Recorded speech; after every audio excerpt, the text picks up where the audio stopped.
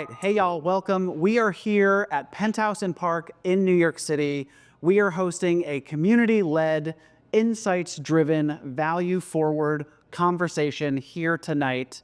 And we thought we'd record a little bit of background and introduction as to why we're all here, why we've come together, what we're looking to get out of the evening, and how you can actually benefit from the conversation that takes place here tonight.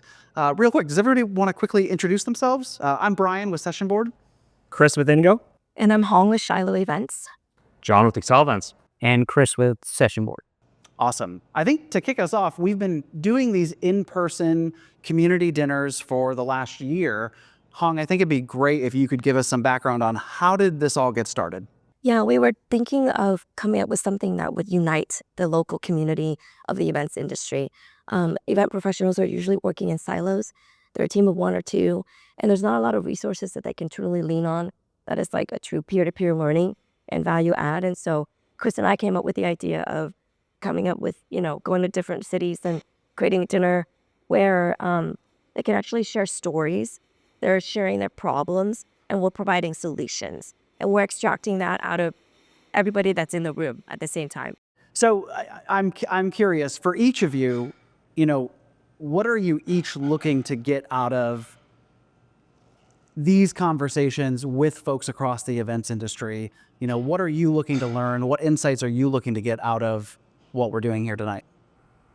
I can kick it off. So for Accelevents, the number one thing that we're looking to get out of this, other than bringing the community together, is just empathy for our customers. We want to hear what everybody's going through every day and better be able to feel that with them so that we can design solutions that ultimately make life easier for them. I'll build off the empathy part, but also to add into being able to help our customers in the same way. Just like yourself, we have to be, at InGo here, we have to be in front of our customers and talking to them. A lot of times they're looking for advice, not just on InGo, but in other ways. And so being able to hear what the latest and greatest that people are doing, that everyone's brought together, I think is really important. So obviously giving back, but also the learning from there too. Yeah, I think for us, I'll call it two things. I think this was a way for us to really kind of walk in our customers' shoes. So the empathy is really good and develop our own event marketing strategy in some ways. And so we just want to continue to stay present with what our customers, our prospects, the industry is doing so that we can really add value. And then number two is just to learn. So, we want to be able to kind of really invest in this community. And as a result, we want to just continue to learn about the areas that we're most interested in and how we can add value there. I think for me, it's I'm a planner myself. I'm in the trenches every single day with my team. And so being able to connect into the pulse of the industry and being on the front line and seeing what everybody else is struggling with, it helps us to not feel alone. And so the goal is to create an environment where the planners can feel seen, heard, and understood. And then tapping into the veins of what we're all striving towards. It's really that's the value for me. Yeah, and I think beyond the value for all of us, I think the ultimate intention is everyone that comes to these, we'll have about 20 people here tonight. And the intention is that we're actually helping facilitate a space where there can be deeper collaboration, challenges can get exposed more organically, and most importantly, solutions can be provided to those challenges cross-collaboratively between all the event professionals in the room. And even across industries, right? Like you might have the same challenge in two different industries with completely different approaches to finding a solution. And that opens up opportunity for folks to learn from each other, to grow. And I think for us, we're just really thrilled to be able to create that forum. One really cool thing that we've also seen and heard is people that have met at these dinners have stayed in touch. People have gotten jobs from it.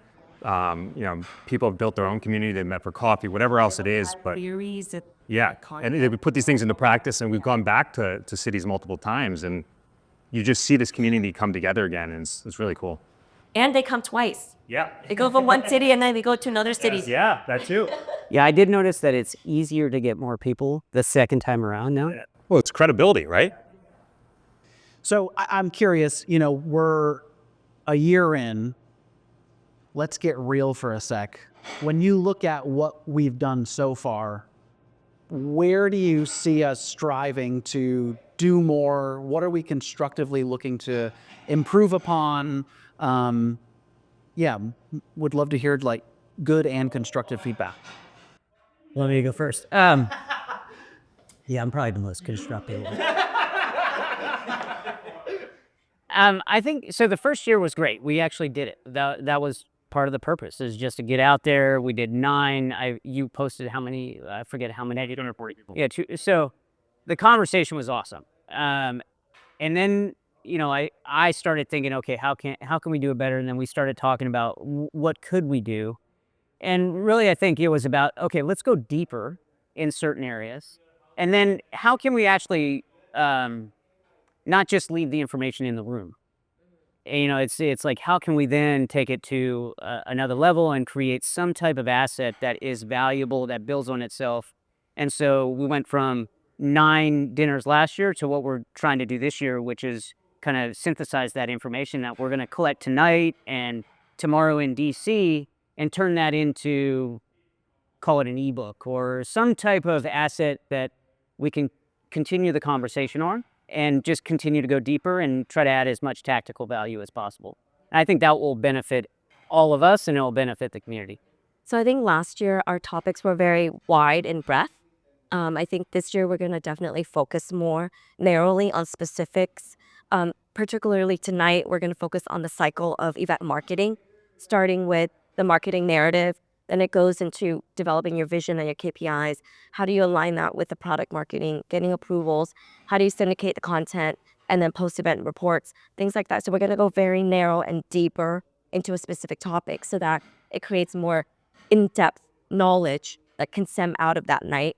And then memorializing it, creating an asset where we can then share with the rest of the industry, because we want to make sure that even though you can't come to it, you can still glean on the value that's being produced. So it's great that Chris is definitely putting together an ebook that you guys are gonna have access to as well. Yeah, I think that's what, I think back to the moments that really stuck out of like the best parts of these dinners. They were when we were able to get into a subject matter that really mattered to the room and we're able to take it one level deeper. Like a small example, Boston, talking about like early bird pricing, it was like meaningful to couple people there, and they were talking about very different approaches, very different things that they were doing, and people changing their opinions and coming up with something better because of it. I think those are the ones that really stuck out to me. So figuring out the ones that matter and going deeper, I think is smart. Yeah. And go ahead. I was just going to say, one of the unique things, I don't know if you were going to ask about this, but I think one of the unique things about putting this event marketing, field marketing program together is we're actually doing it with 4 different organizations. And that's unique in a lot of ways. And I think that goes to what I would love to see more and more people do. We're kind of putting our egos aside and saying, how can we actually grow together? Because we know that is going to individually and mutually impact our clients and the industry in that way. So it's actually been a fun process to see come to fruition. Yeah, and last year we focused on event strategy, but I think this year we're going to focus on the business of events and how to definitely capitalize on the attendees, the speakers, the registration, all in one, and how that can really be elevating your event to the next level. I think you guys all said it perfectly, so we'll keep it moving here. Yeah, I think to Chris's point, something, just an ethos that I stand behind is every day when I'm showing up to work personally, in the front of my mind, it's always, I'm not here to create marketing, I'm here to create value. So the fact that a partnership has been formed to put value first and to put the industry first. Well, and something we haven't talked about, surprisingly, is the fact that there's no pitching that takes place, right? We don't even do a 30-second, hey, this is who our company is. We didn't do it at the beginning of this video. We're not going to do it in the room at dinner tonight, because that's not what it's about. Yeah. It's community-centric, so it's really good. And I think, to the point that we made around the container that's created here, I even think it would be, I love the example that you gave in Boston. Are there other standout moments? Let's use this as an opportunity to actually extract, maybe the big, oh my gosh, moments from the events over the last year. What stands out as a huge learning? I think we all feel this one, but so DC, where we're going back to tomorrow, there was an organizer who was telling us about The night before their event, an intern accidentally deleted 4,000 registrants, the entire registrant base from the event management platform, not our platform, a different one. But the fact that they were able to do that bulk operation. He had access to it. Yeah, exactly. And was able to do that. And I mean, the entire room just gasped, as you would imagine they would. But And they had to re-import everything manually. it's something I'm not going to forget. One of the things I think is so fascinating by these dinners is nobody, at least the first year, nobody really knew what to expect. I know. So they come in kind of They're like, oh, like, what do I do? are you going to pitch me? Who are you? And then all of a sudden you could see through Huong's curation, they just get more and more lively. And then by the end of the night, they're just like, They don't you're want to like, leave. all right, you got to get out of They here. stick around for an hour. Totally. Yeah, but people stayed 2 hours plus, well past it, like, texting their spouse, like, I'm gonna stay late tonight. Sorry, enjoy the kids, and I'll make it tomorrow. Conversation. Yep.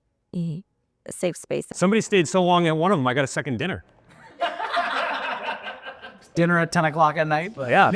The other one that stood out to me, obviously the first one was the early bird, but the other one that stood out to me was in the LA dinner. I don't know if we can say people's names, but the conversation around virtual events, live events, and there was a very big name company who has like a 6,000 person internal one, and all the challenges that go with that, and the people just taking notes after notes after notes. That was Denise on all the- Rosapi, yeah, right? it was. You can say her I can name. say her name. All right, Denise She's is on our fantastic. customer advisory. She's great. She would be on like the wall of external of event, paper. though. Yes, but yeah, it's the 6,000 person event and how to do all that. So yeah, that was a really good one. I also love the banter, the challenge. Like when someone says something that doesn't align with their reality, they can speak up and say, that's interesting that you have that result. That's not my result. How did you get that? Especially when it's around some sort of metric. Yeah. Like the metrics don't align with different realities. And so Like, I think one that always comes up is survey response rate. The broad spectrum of how much survey response you get, Yeah. it goes from 5% to 90%. That's another one that like people put their forks internal down for. events have a little bit of a different rate than everyone else. Oh, another thing we didn't talk about that I love is that everybody speaks within the first 20 minutes. Yes, yeah. Right? It's not one of those dinners where you only speak to the radius of the 5 people around you. Yeah. So I mean, even like if we can go into like the production of the night. Yeah.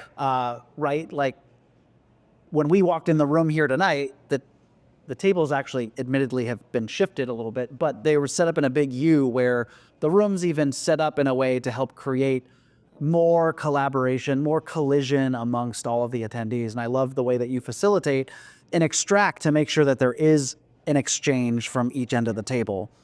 I also want to emphasize it's who we have in the room that matters. Yeah. So we have people that are in similar fields.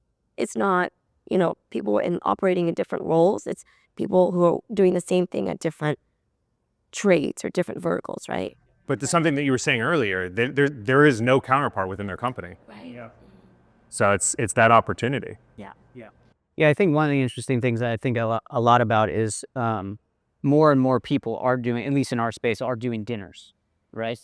And I think it's going to be one of those things that what works, this year may not work the same next year. So we're going to have to constantly. Well, I think that's why the Yeah. ebook is going to be Yeah. helpful Yeah. because capturing that intel.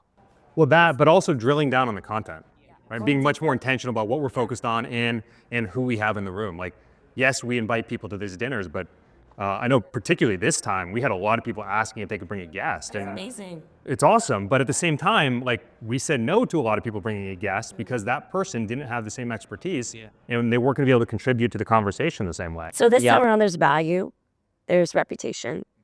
People can do dinners all the time, but it's like, what are you really talking about at these dinners? Right? Yeah, and I think I like your note around, I think it's okay to be honest around the fact that we are really, really, really intentional on who is sitting around the table so that the conversation can go to a level of depth and expertise strategically so that not only the group, but then what gets created out of it is of deeper value as well. We're not taking the time and energy and intention to create a broad strokes conversation. We're actually, to your point, trying to go really, really deep. And that also means making sure that the right people are at the table. Right. I think one of the things I want to call out is I don't think throughout the year, at least the first year, we were always like, in agreement. You know, it took a lot, and it required probably you being that glue amongst us, because I'm off doing It my required a thing. lot and of it's, trust like, from angry you when guys you're- too. And so, yeah, it requires a lot of trust and like leeway, right? And even when last week I had this random idea to do this, we'll see if it works out. And the ebook, it's like you guys are on board, and that's kind of, I think, what it's going to take is flexibility, trust among your partners if you are going to do it. The ability to adapt. But even if field marketers or event marketing teams are doing this by themselves, they still, I think, should have the different departments that are going to be involved in the process. My hope is that this model could be an example for marketers, for field marketers, to use in their own programs. Yeah. Like doing road shows, and then in conjunction with that, doing dinners, and then capturing it into an ebook or some kind of assets. I hope that we're setting a trend that field marketers can also use at their trade shows, at the user summits, things like that throughout the year. Yeah, I mean, something that we're talking about all the time is that, you know, when it's curtain call and your event ends, the content has to find a life beyond the event. And so this is also our way to walk that talk. The dinner doesn't end when the dinner ends. We want to make sure that what is created throughout the next couple hours here tonight is able to live on and provide value beyond those And sitting this at is the getting table. off on a little tangent, but this is kind of gives a picture of what we could do, right? So we put out an ebook the other last month, and then 2 weeks ago we did a webinar, but it was not a webinar; it was a Zoom call, right? And everybody was on the call, and they were talking about what we put in the book, and then we actually got a whole slew of new information. So when you take a look at these in-person moments, we're then taking that and creating an asset from that. And then we could potentially create, start engaging the rest of the community in other ways. It doesn't just have to end with the second step. And then that hopefully will build to the next dinner. And so it's what we're trying to push on the event community to do 365 content. So we're trying to figure it out. Yeah. And what better way to figure it out than do it ourselves? In some cases, we might fail, but we fail fast. We figure it out, and we keep building forward. But I love the fact that we're all walking the talk for the future that we see for the industry. I guess before we wrap, what are you guys most looking forward to tonight? We're trying a new format tonight, which I'm excited for, and being able to go into the deeper level conversations and getting more people involved earlier. So I'm really looking forward to that. I'm looking forward that I think the audience, I saw obviously the registration list looks really, really good to the conversation from earlier. I think sometimes, you've had people like, anywhere from marketing manager to CEO. Basically, everyone's kind of on a similar level and things like that. And I think that's going to lead to some really rich discussions. Those are two things that jumped out to me. I am looking forward to Having a voice again, what's that?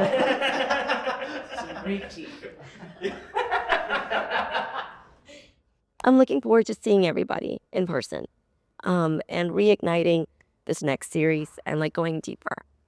I love that. Steak.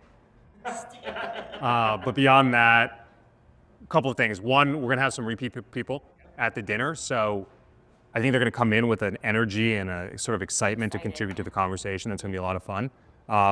The other big thing is the questions that we've got. Like, there was always a handful of questions. I'm like, this is it. This is what I want to be talking about. No, we're going to be very serious and focused today. Not too serious. Very, very serious. But just, the content that we're going to be talking about tonight is going to be awesome, and the way that we're going to figure out how to share that after the fact, I'm really excited for that as well. I mean, we've all been posting on LinkedIn after, sharing our insights, but we haven't really formalized it in the way that we could and distributed the way that we could. So I'm excited to essentially build a living document out of it. I like that. Yeah, it really is a living. To me, it's all about, like, it'll be interesting to see how well we execute this. I think it's going to be one of those things we're gonna try out, and we're gonna learn some things. But can we really just synthesize what we hear over this dinner into something that is going to add value beyond that? I'm completely confident that we can. Yeah, of totals. But I'm curious if it's going to result in exactly what we're thinking, or if it, where it's going to go. It might be something better that we didn't Yeah, even totally. expect. I think it will prompt a lot of new questions for the next dinner after we publish it. Or sure. Yeah, or are we, will it force us to actually go out and have a few more conversations to actually even add more depth to it? Yeah. So Are you just trying to get more steak for John? Is that the approach for that one? I'm not complaining. At this rate, you're having steak once a month. With you. How many times a week? Every day, dude. 8 eggs a day. 8 eggs a day right here. Well, it's 4:40. Yeah. Folks are walking in the door in about 10 minutes. Really excited for tonight's community-centric, innovative-driven conversation, and really excited for, we don't fully know what's going to happen, but we're really excited to extract everything we learn and hear tonight and hopefully provide value back to you.